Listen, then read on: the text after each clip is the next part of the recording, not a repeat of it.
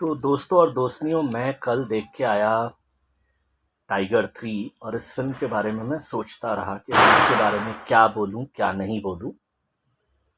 अ, लेकिन रिव्यू शुरू करने से पहले मैं दो तीन लाइनें कहना चाहता हूं। इन्हें सुनकर आपको मिर्च लगे या पूरे के पूरे मिर्च की तालाब में ही तैर जाओ, सलमान खान या शाहरुख खान का फ़ैन होने के नाते मुझे फ़र्क नहीं पड़ता। लेकिन मुझे लगता है कि किसी एक इंसान को थोड़ी सी सच बात बोल देनी चाहिए।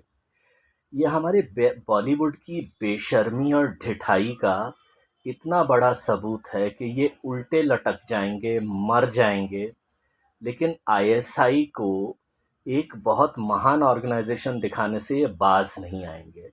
वो ऑर्गेनाइजेशन जिसने, अगर सिर्फ मैं बॉम्बे शहर को ही ले लूं, तो उसमें 93 के 94 के ब्लास्ट से लेके 2007 की लोकल ट्रेन के ब्लास्ट से लेके 26/11 से लेके इतने बेगुनाहों को मरवाया है। ये इन बॉलीवुड के बेशरम ढीठ बंदरों के लिए ये महान लोग हैं और महान ही रहेंगे। लेकिन बेशरम ये हैं या हम हैं, वो फैसला हमें करना होगा। कि जैसे वो पठान है, वो आईएसआई की छमिया के पीछे लार टपकाने लगता है कि इसके अलावा मैं किसी से मोहब्बत नहीं करूँगा, और किसी को ये ऐसी कहानियों पर कुछ बोलने की हिम्मत नहीं होती। ये जो टाइगर 3 की कहानी है, वो सीधा सीधा बेनज़ीर भुट्टो के ऊपर है कि वो कितनी महान, उनको दिखाया कि कितनी महान अमन पसंद औरत थी वो।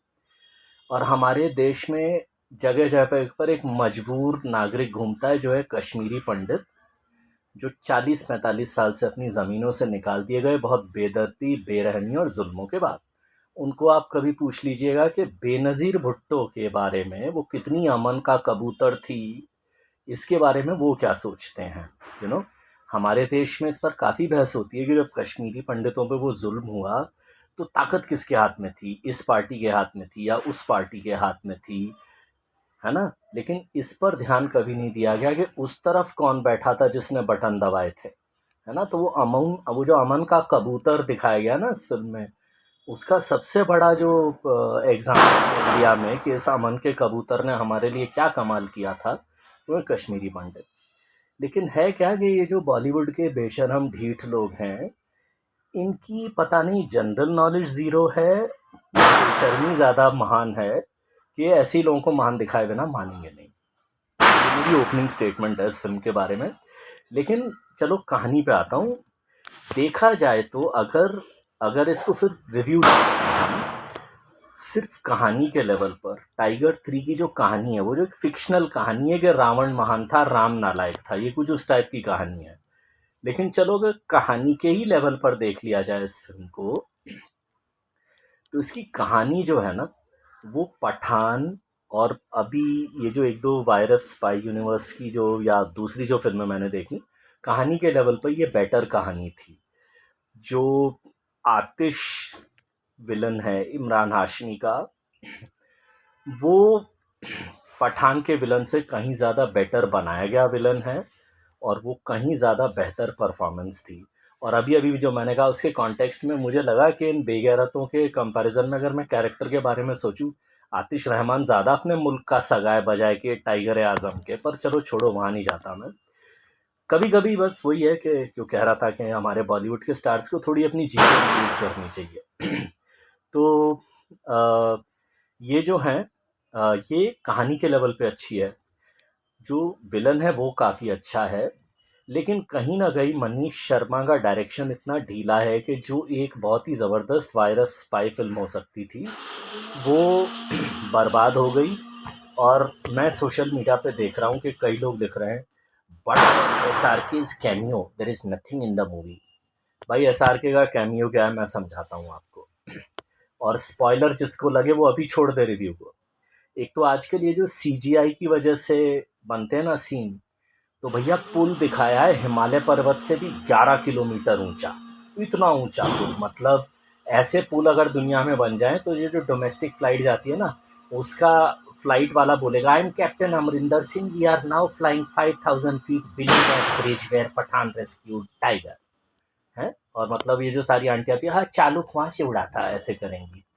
तो ये पुल है कुछ पता नहीं कहाँ, स्वर्गलोक से भी और 200 फीट ऊपर। वहाँ से भाई साहब अपने पठान अंकल कूदते हैं, एक क्रिकेट की गेंद जैसी फेंकते हैं किले से के ऊपर, उसमें से फिर पठान का सिग्नेचर गाना बजता है और सारे सिपाही रुक जाते हैं गाना सुनने के लिए।